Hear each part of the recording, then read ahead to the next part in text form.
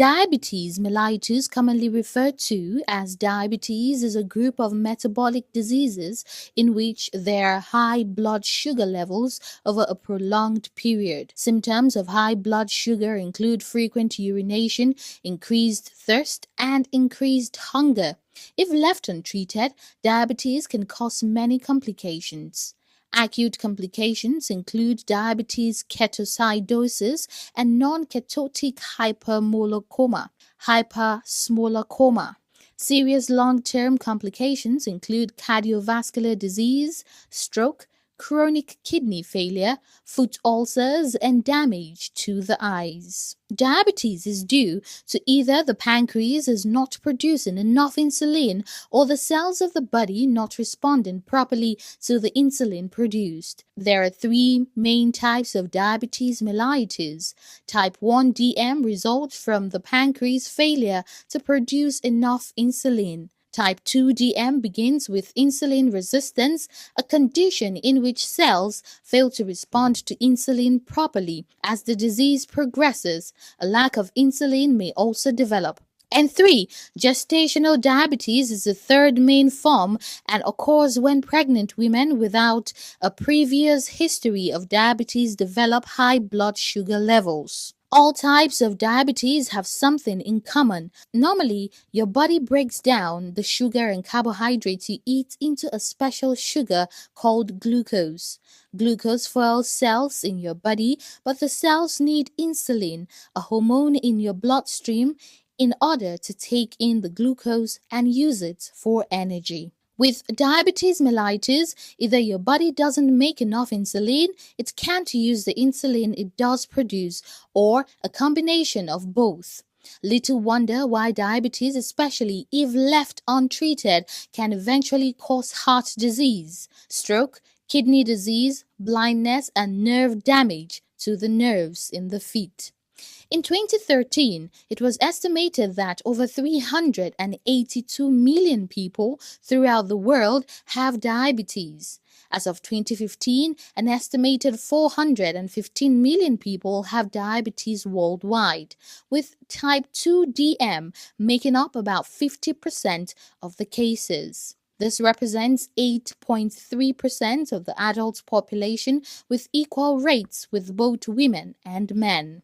From 2012 to 2015, diabetes is estimated to have resulted in 1.5 to 5.0 million deaths each year. Diabetes at least doubles a person's risk to early death. The number of people with diabetes is expected to rise to 592 million by 2035. How is living with diabetes like?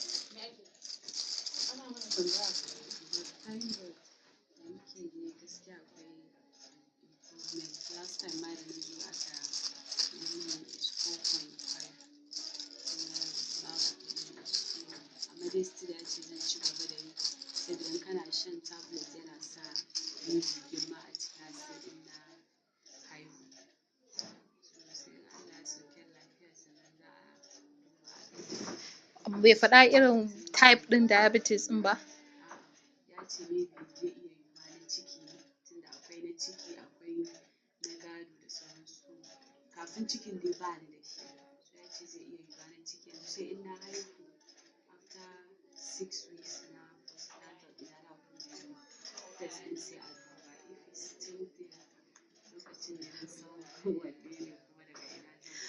To bai faɗa abincin da kike ci shi ya kawo diabetes ɗin, su shinkafa, tuwo? to wani abu research sai dai wake, wheat haka da sauransu. Madara ma bai shan kowane iri sai dai drink haka, ban shan drink. The classic symptoms of untreated diabetes are weight loss, increased urination, increased thirst, and increased hunger. Symptoms may develop rapidly in type 1 DM, while they are usually developed much more slowly and may be subtle or absent in type 2 DM.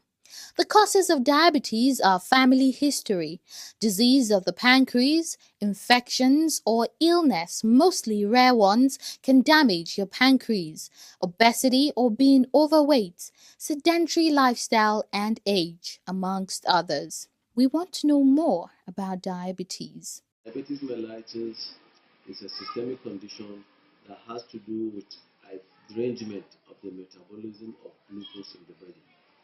What do we mean by this? Any food we take into our system, there are things, regulatory system in the body that maintains the utilization of the nutrients that we get from whatever we eat. For instance, we have groups of food and there are systems in the body that digest them and metabolize them and keep them in optimum level that the body takes in. We have proteins, we have carbohydrates, we have vitamins, we have fat. Diabetes has to do with the regulation and the maintenance of the metabolism of carbohydrates. Carbohydrates are food that contain some, common people say starchy foods. Foods like rice, yam, corn, all those belong to what we call carbohydrate, including sugar, the actual sugar itself. When we take in any food, we don't have measure of the quantity that our body desires at that particular time. Nature builds in our system to maintain it. You take in carbohydrate, when it goes into our system, is metabolized, that's digested, metabolized by a system that ultimately changes that carbohydrate to the last level, which is called glucose. Glucose is what we have, we take that the body now utilizes from the carbohydrate. You take glucose, you take sugar, is also broken into glucose. So everything, anything you take in starchy food that called carbohydrate, now metabolized to glucose. It's the glucose that the body now assimilates to utilize in the system to maintain and give us energy. As I said earlier, the level of glucose we take or the level of food we take, we don't know the measure that we need that particular time, that particular day. But nature has built it in our system for things to regulate in the bloodstream what we require to keep them within an optimum level. We have what we call pancreas in our body. It's just by the left side under the tummy at a junction of the tunnel or what we call the duodenum. It's pancreas. From this pancreas, we have system in it we call Langerhans cells. We call it islet cells that secrete what we call insulin. Insulin is released in the body as you try to take the glucose in, and it gets to a level that is beyond the normal level that the system needs. Glucose is in the body, you don't want it out, you don't want it low, you don't want it too high. There's an optimal level that you measure that it's supposed to be. If it's too low, you call it hypoglycemia, and it can also lead to unconsciousness. If it's too high, it's the hyperglycemia, which is the diabetes mellitus. That is also has its complication. Here in comes insulin. Insulin now comes into play when it's getting beyond the high level to now regulate it to keep it in the optimal level. All excesses are diverted to other systems to be converted to other things to be kept in storage. You change it to things like glycogen and all that. When it's getting too low or you are fasting or have not eaten, those storage are mobilized. Insulin now withdraws to call that balance. That's what insulin does in the system as regards glucose. It maintains that optimum balance. You now have diabetes when there is a problem with the insulin metabolism, lack of it or inadequacy of it, or oversize of our system with the insulin not able to contain that. What do you mean by this? Insulin regulates it. There are instances that some people are born with initial congenital deficiency of the system of the availability of the insulin. you have those in children, and that's what we call infantile diabetes, or you call it insulin dependent diabetes, because ab initio they don't have insulin, or it's not in the storage. So those who are treated actually with insulin itself. Before the diabetes progresses too far, it is possible to control the diet and exercise. Exercising constantly can lower blood sugar level and improve your A1C, a test that measures a person's average glucose level of the past 2 to 3 months. When you lower your A1C, you may be able to take fewer diabetes pills or less insulin. Physical activity is also important for your overall well-being and can help with many other health conditions. It's also important to have a healthy meal plan. This is essential in preventing long-term complications. Once you have diabetes, depending on the level or the intensity of manifestation you have, is that you are first of all give advice on diet. Diet has to do with the person himself and the level of sugar he has. You could have a guidance that you can eat rice or not eat rice, depending on the level, depending on what the doctor sees regarding your own indices. So it's not the same thing as because somebody is eating rice, you also eat because you don't have. So the dietary advice based on your level will be advised. But you could have diabetes by some subtle signs also. Diabetes can be present with weakness, general weakness of the body, then gradually loss of weight.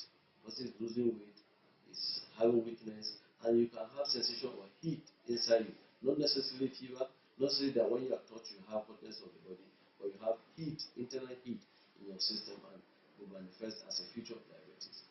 Some people can have recurrent boils, that you always have boil and your treating is going, is one thing that one needs to get checked for diabetes. Then, most especially men, you could have signs of impotence, weakness is also a sign, could be a sign of diabetes.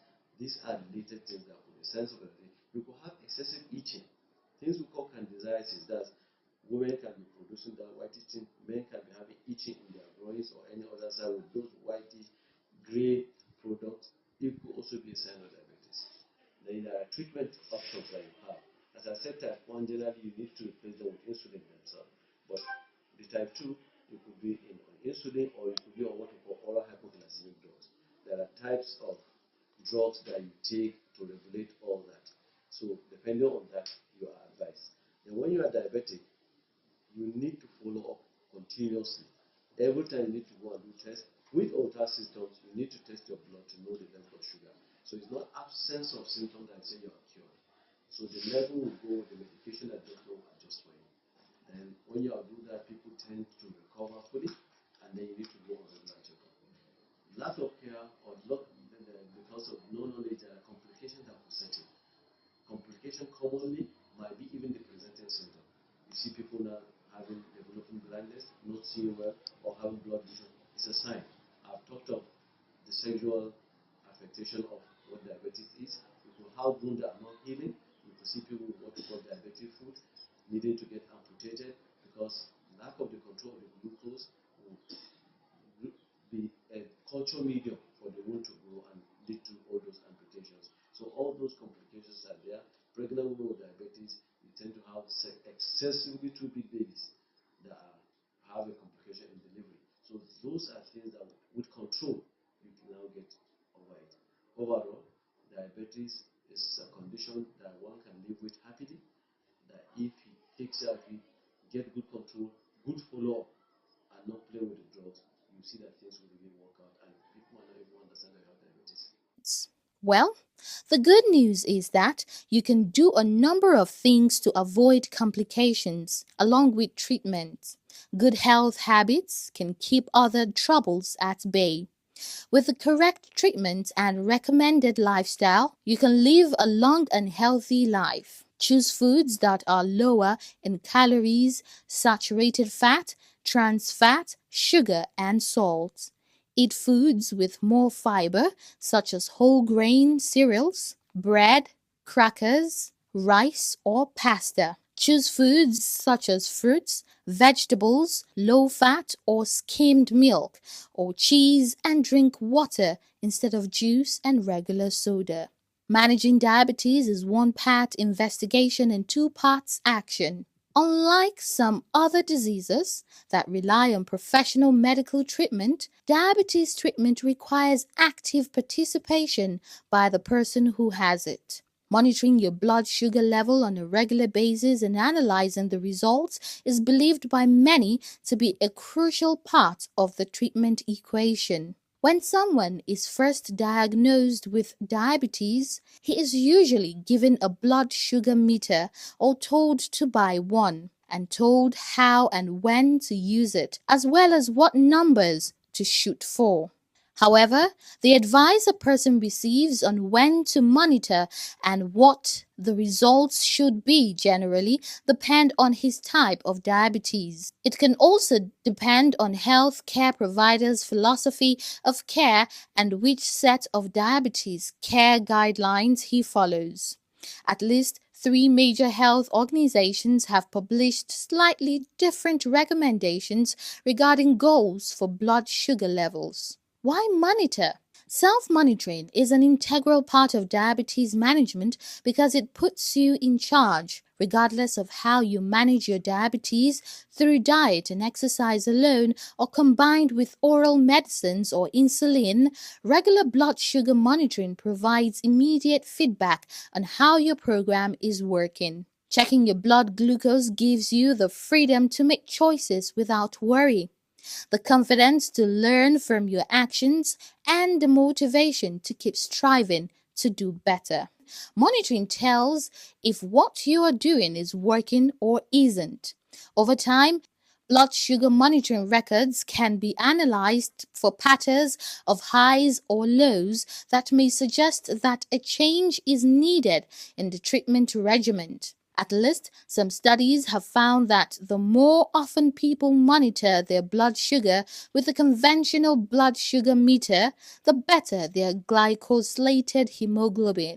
Let me say it's a metabolic disorder that is characterized by excessive presence of glucose in urine, that is hyperglycemia. Yeah, I know diabetes is diabetes is more like the inability of the body to process glucose.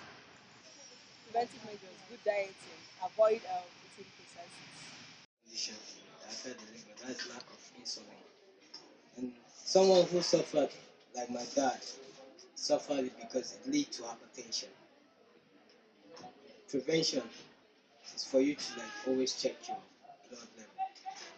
Two types. We have the type 1, type 2 diabetes. Now, preventive measures for diabetes.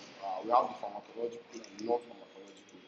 The non-pharmacological will consist of regular exercise and, depending on the age of the patient, maybe avoidance of sugar, foods that have high sugar content. Maybe too much sugary something, you understand?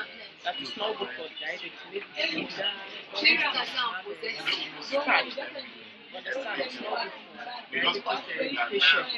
So that's what I know about it. For many people with diabetes, striving for tight control is a full-time job, and numbers outside the parameters of your goals can make you go crazy. Dale, a diabetes educator from the University of Michigan, suggests a shift in perception that can help avoid knee-jerk reactions to high or low numbers. Instead of testing your blood sugar, monitor it. When you test it, she says, the results can be interpreted to mean that you've passed or failed. It's emotionally charged when you monitor instead. You gather information and make adjustments as necessary. You just need to ask, what can I learn from this? Was my serving pasta too large? What can I do to prevent this from happening in the future? And that is how it should be for everyone.